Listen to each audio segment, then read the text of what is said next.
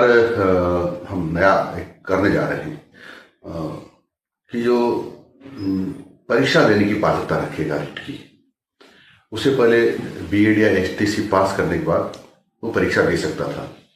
लेकिन अब हमने एचटीसी या बीएड में एडमिशन हो जाता है तब भी वो इसकी परीक्षा देने की पात्रता रखेगा, यानी उसका कुछ साल बच जाएगा। यदि बीएड और एचटीसी क्लियर होने के बाद उस समय उसको रीट पास नहीं करना पड़ेगा, क्योंकि वो पहले ही कर चुका है। और ये रीट परीक्षा भी हमारी लंबे समय तक होगी, यानी आजीवन कर सकते हैं हम, बार बार रीट देने की जरूरत नहीं है।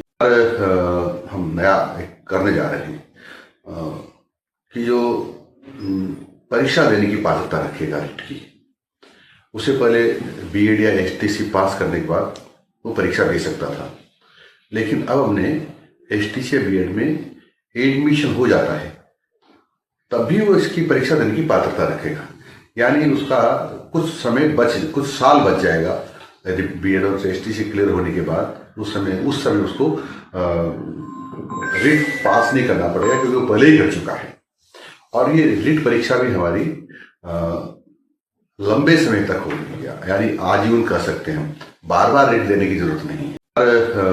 हम नया एक करने जा रहे हैं कि जो परीक्षा देने की पात्रता रखेगा रीट की, उससे पहले बीएड या एचटीसी पास करने के बाद वो परीक्षा दे सकता था।